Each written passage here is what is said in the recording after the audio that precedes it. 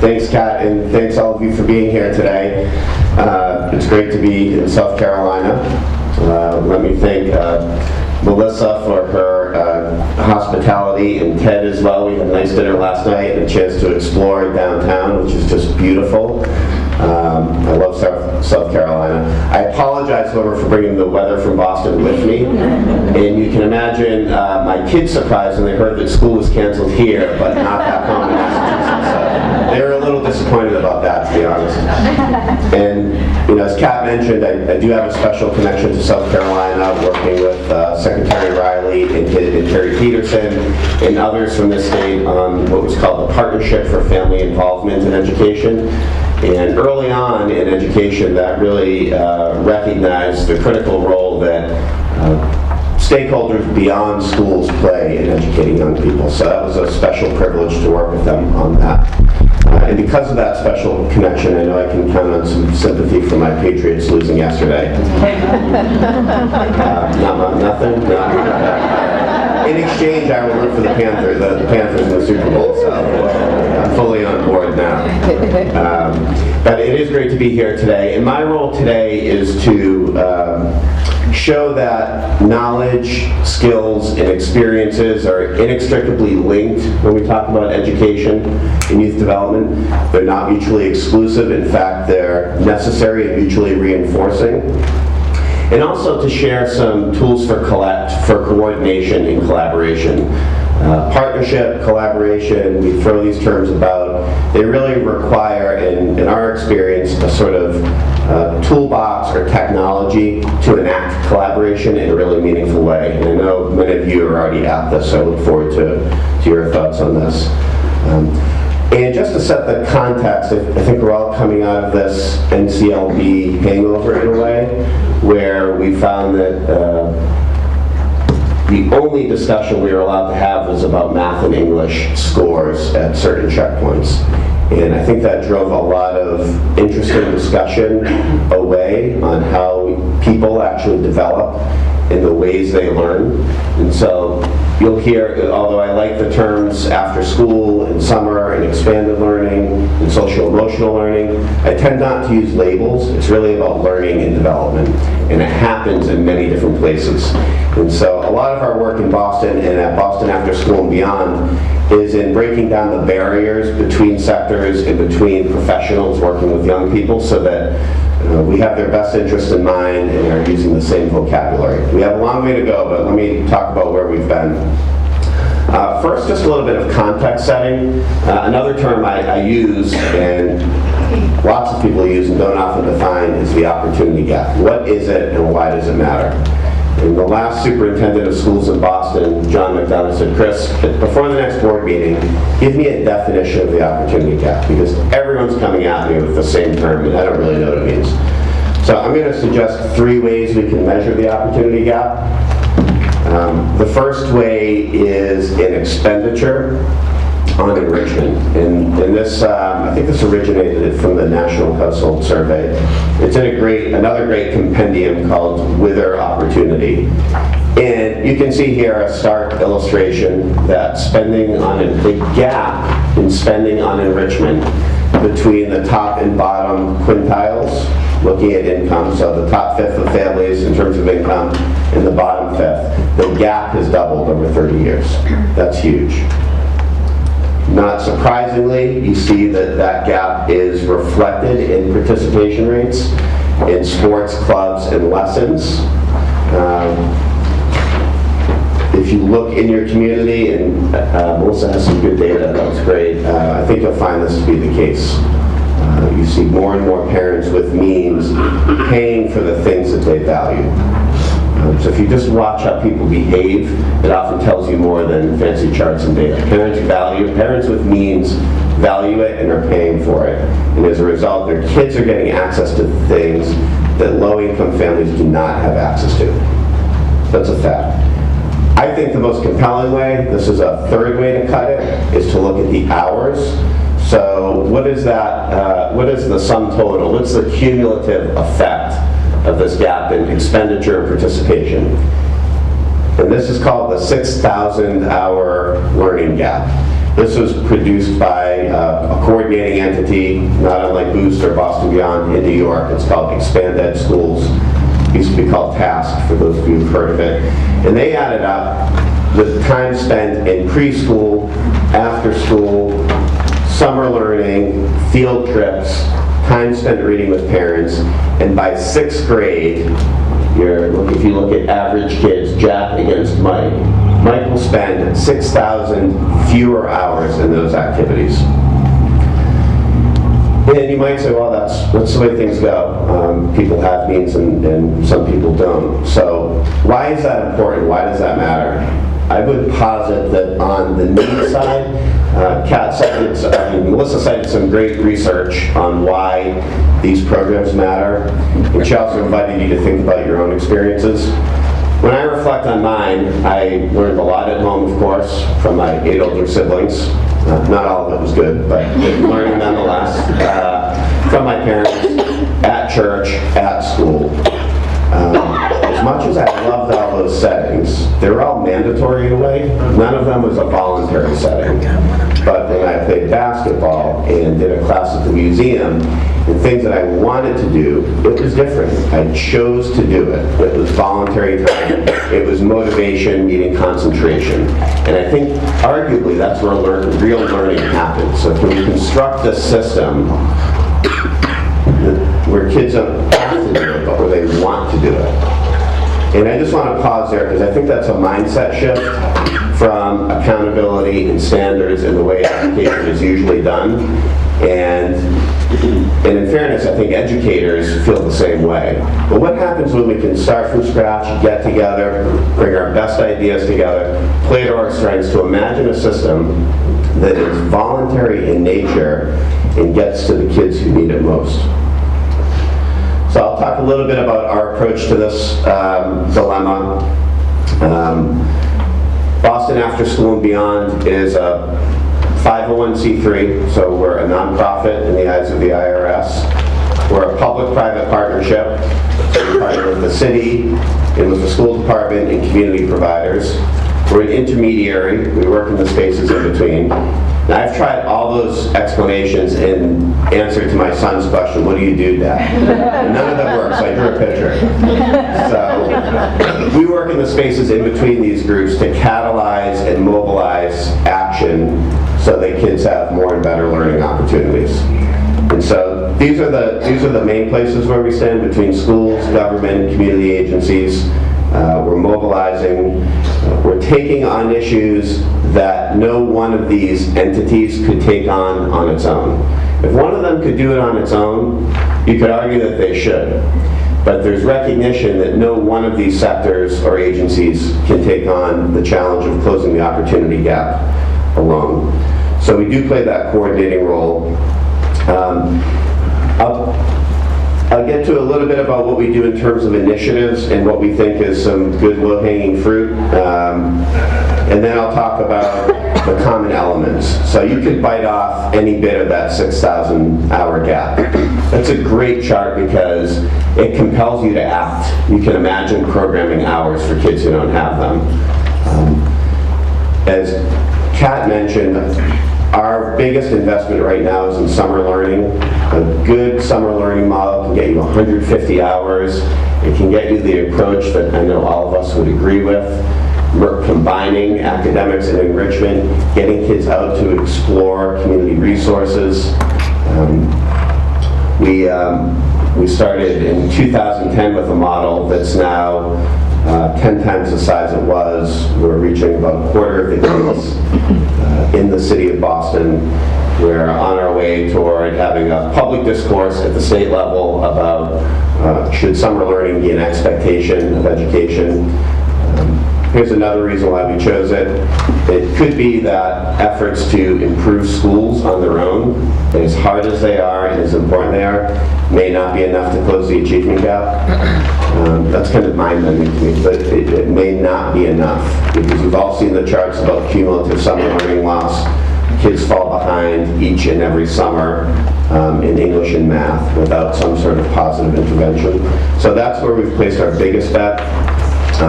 We also recognize that helping after-school programs work in closer collaboration with schools is worth doing. There you can get any number of hours from drop-in programs to up to 300 in some of the programs that are more regular in nature. And then finally, teens, we think, present their own issues. And so we have a teen initiative where we look at learning beyond school. Can teenagers actually acquire academic credit outside of school? They vote with their feet. Their attendance rates are not great, even though we're seeing an uptick in graduation. So can we extend the classroom to the community and provide a lot of options for teenagers that suit both their needs and interests? So those are our three main programs, if you will. I'm not going to dive into any one of them too specifically, because I think they're all worthy of pursuit in some area depending on what the local needs are. Instead, I'll talk about the common ingredients to mobilizing collaboration in those efforts. And they really break down to a few categories. One is having common goals and common vision, and I think the Grad Nation effort is a great example of that, and it's really hammered home the need for high school graduation and its importance, in the fact that a high school diploma is necessary but not sufficient. I think that messaging has been really clear. Secondly, that a diverse coalition strengthens a model. So whether it's summer learning or after-school partnerships, diversity strengthens a model, and it makes an initiative more likely to be replicated and gives you a stronger base of support as a community. And the third is a shared focus on improvement. Data is just common language, and it can help drive better discussions. So I'll take you through each one of those components. First, back to the ACT framework. You don't have to read each of these items, but I'll explain the domains to you and why they're important. This is our common vocabulary in Boston. 6 years ago, we were having discussions with the school department and community providers, and it went something like this. Senior officials from the school department would say, Chris, what do all those programs want? What do they all do? I can't keep them straight. One's focused on dance, the other on squash, the other on environmental education, at the YMCA, the Boys and Girls Clubs. I can't keep track of this. What do they all do? And then you talk to some programs and say, what do you do? And they'd say, well, we do homework, and then we do homework and recreation. And we do arts, and we do this, we do that. The diversity was actually slowing us down because nobody could make any sense of it. Each program sounded wonderful on its own. Together it was confusing. So we did focus groups, we did a survey, and we asked program providers, what skills do you focus on with kids? What do you actually do with kids? What should you be held accountable for when you're good at your work? Where do you excel? And this is what came back. We put into a framework called Achieve, Connect, Thrive. At the most basic level, this gave providers a shared vocabulary. They said, yeah, that's what we do. We do goal setting, relationships, help kids persevere. The school department saw the light and they said, of course these skills are important. They're actually essential to kids succeeding in school. Now we see what you mean. Let me just explain the domains quickly. So the Achieve domain, now you see lots of frameworks these days on social emotional learning. This was our early attempt at it, and it's been fairly durable. The Achieve domain is about how you relate to a task. How do you organize your time and yourself in pursuit of an objective? How do you structure your time, set goals, and go after it? The Connect domain is about how you interact with others. How do you interact with peers and with adults?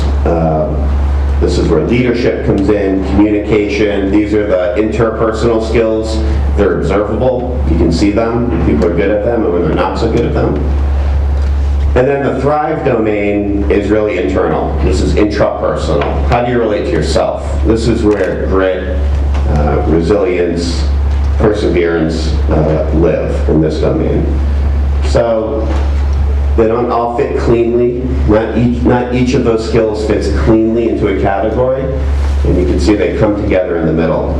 The point here is that these are not soft in any way. They're critical. We play with different ways to describe them. They're power skills. They can be developed in one setting and applied to another. They're portable. You can develop them and take them with you for the rest of your life. They can't be learned by sitting there and having somebody lecture you on them. They have to be learned through experience, and that's the value of the experience. How are you actually cultivating these skills in young people? And so our aim was to show that these skills can be taught, learned, improved, and measured in this space outside of school. And furthermore, I'll go out on a limb and say that these are also the college success skills. If you've seen, if you've read Paul Tuff's book or heard about the KIPP work, kids who are academically proficient were not succeeding in college because they lack some of these skills. My favorite term, by the way, is navigational skills. These are the skills that help you navigate life.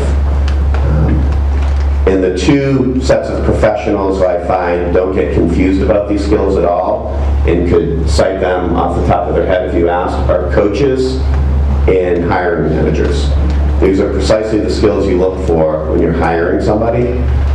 We have a very small, there are only 8 of us, but every time I've had to hire someone, I look for these skills. Coaches look to develop these skills if they're good coaches. So this is our common framework. This is where schools and community come together. This is the vision that we measure and improve upon. And just to give you a sense of who we do it with, this is our network of partners. So we're up to about 115 programs serving 10,000 kids in Boston.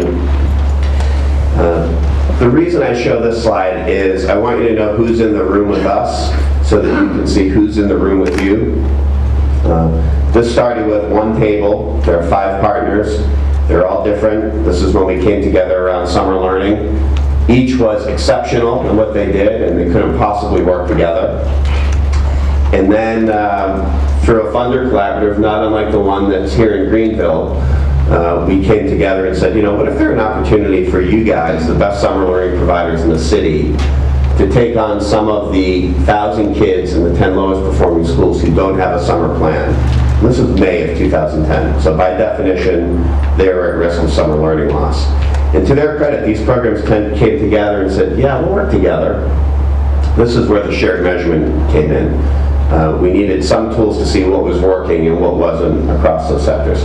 But what you see in here, you see Freedom House, you see neighborhood nonprofits who have been around for decades, if not centuries. You see the heavies like the Y and the Boys and Girls Club. You see social entrepreneurs like Bell. Importantly, what you see here are places like the Harbor Islands. I realize we're not on the water here, but you see cultural institutions, you see higher education institutions.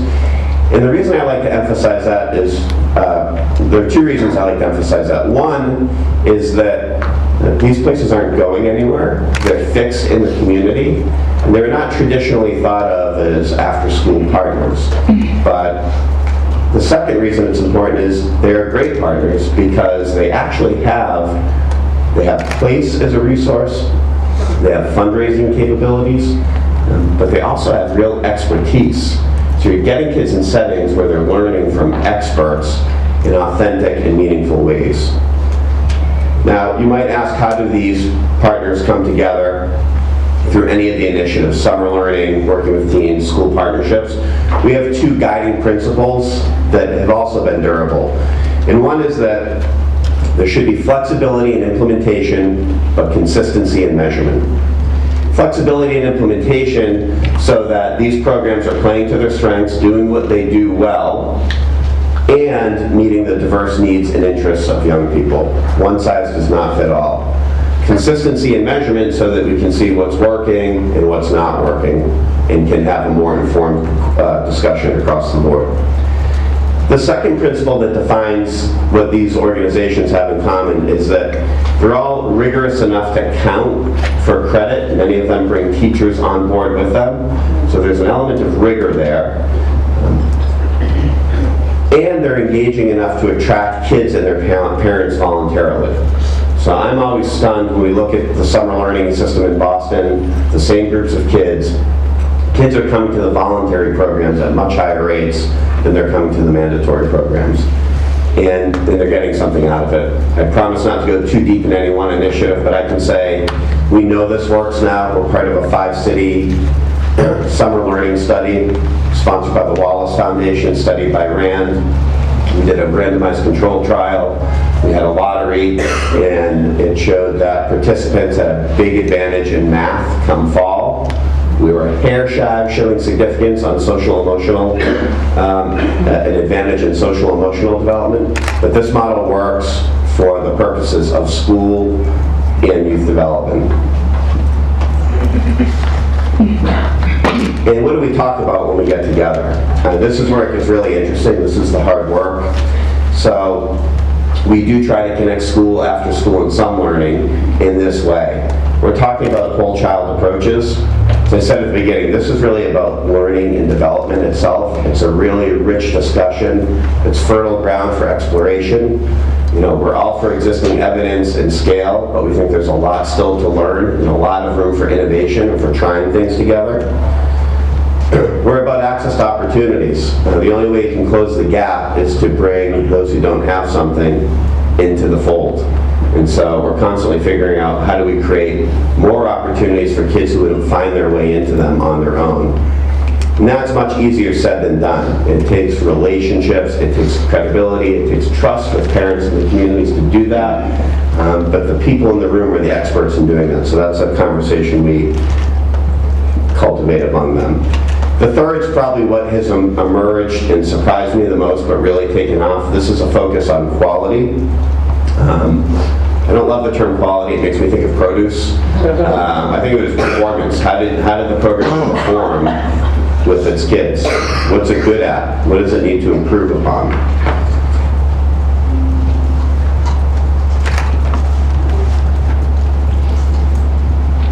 Measurement now drives most of our conversation, and this is where we have to be careful not to repeat the mistakes of the past and to overdo any one measure. So our approach is really to look at two levels of measurement. One is on the program itself. I mentioned program quality. So we take two perspectives on that. And I'll share a few outputs from this so you can see the kinds of discussion we have. But we use valid and reliable instruments. We use ones that are pretty cost effective and scalable so that we're not suffering from what former Superintendent Payson used to call projectitis. Some great, however great it might be, it's happening in a corner. So whenever we start something, however small, we have an eye on 5 years down the road. Is it cost effective? Is it scalable? Is it applicable to a broad array of providers? But we measure things from two perspectives always. So program quality, we have trained external observers spending a day in the program, and they score it on about 20 different indicators in 3 categories. So we'll look at how well structured and organized is it. The second category is what are the interactions like between the young people and staff, between and among the young people. So we'll look at the quality of the relationships. And then we'll look at how stimulating and engaging the program is. Is there a challenge? And we'll do that through the adult perspective, so that's a trained third-party observer. We do it through a group called, sorry for the alphabet soup here, NIOST, National Institute on Out-of-School Time. They're a great outfit. They happen to be outside of Boston, but they work nationally. And then we'll do it from a second complementary perspective. Perhaps the most important perspective is the youth. So youth complete a common survey on virtually the same areas. So we're getting 2 good data points on how well the program is performing for young people. Then at the student level, we look at basically the ACT skills.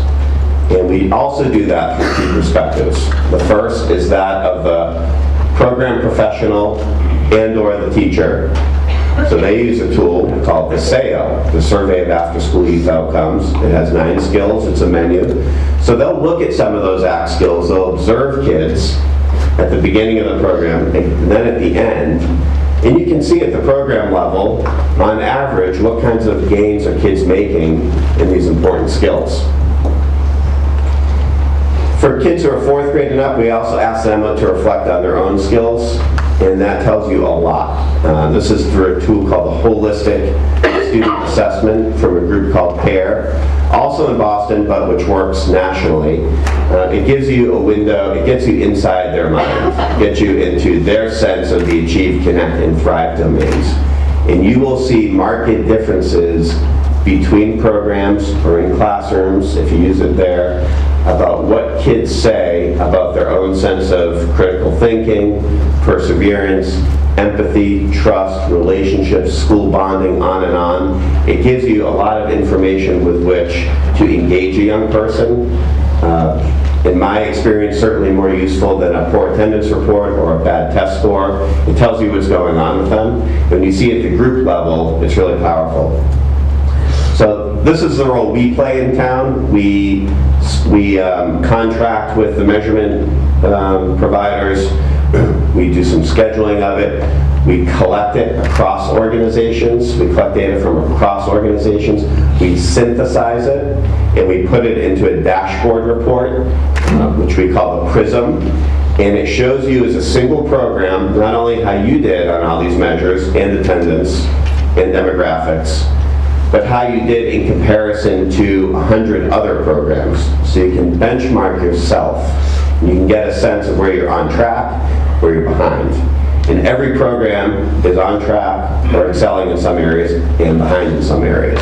So for us, it's been a good baseline of information. It's debunked some myths about who the top performers are. And it's also unearthed some really wonderful performers in the city who we didn't necessarily know about before.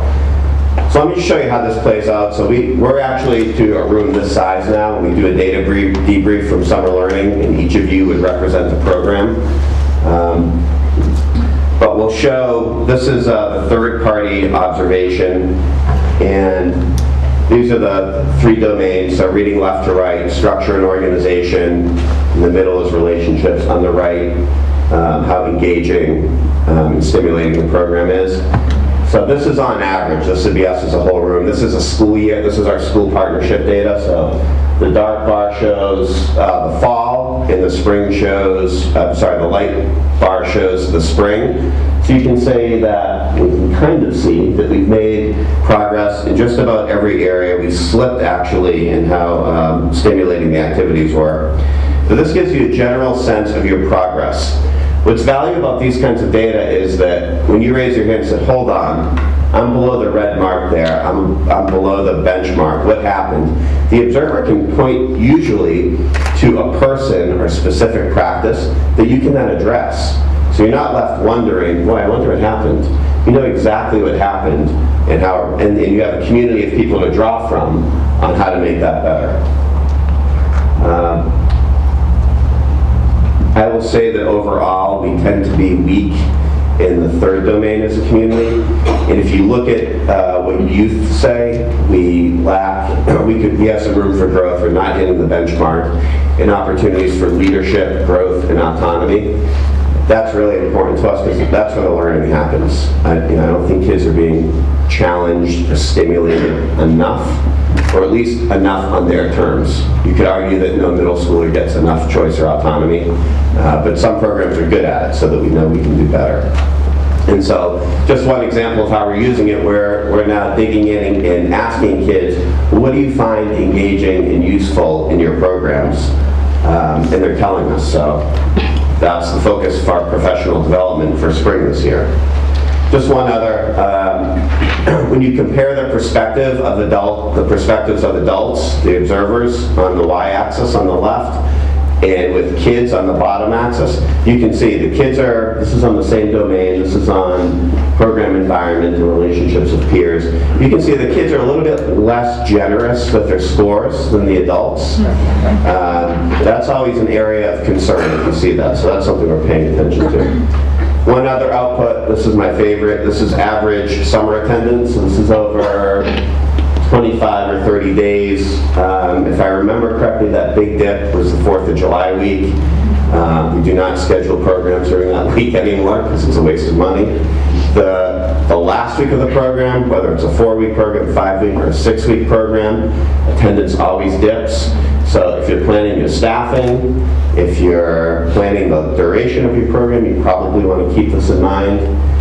We have a graph on no-show rates. The average no-show rate nationally, we know from working with RAND, for summer learning programs is 25%. So that's of kids who sign up, don't show up on the first day. So we now over-recruit by 25%, or we staff accordingly.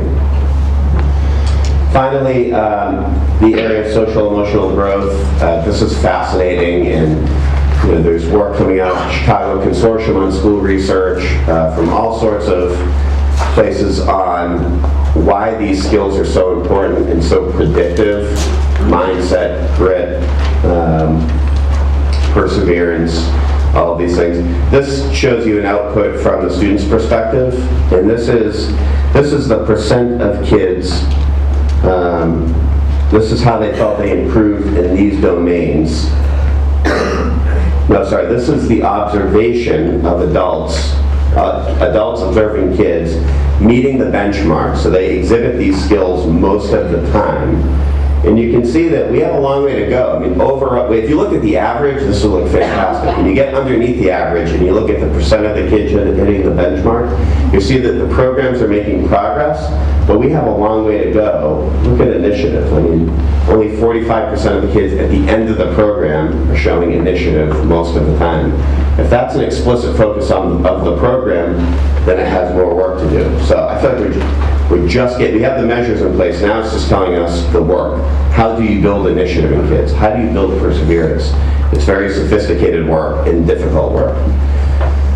Finally, I mentioned that though we've scaled measurements, we continue to look for opportunities to innovate together. Not everything that can be proven has been proven. So one area we think might help is this idea of a badge. Has anyone heard of digital badging? That seems to be pretty popular these days. It's just a credential to recognize a set of knowledge or skills on the part of young people. We began a pilot where we used these tools in order to confer badges, both for achievement and for growth, so that the young person has a record of what he or she is good at or got better at over that experience, so that the school knows what that young person did outside of school and what she is interested in beyond school.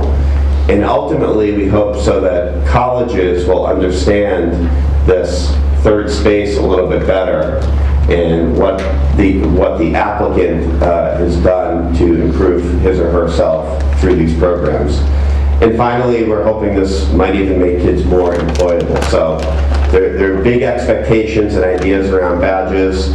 I hope to report back to you at a later point on how this goes. We're taking small bites right now. We're keeping it data informed so that it has credibility. We're imagining that it might go on the school transcript so that you have a better, more holistic sense of what young people are doing. I'm going to pause there. I look forward to the discussion over the rest of the day, and thank you for your attention.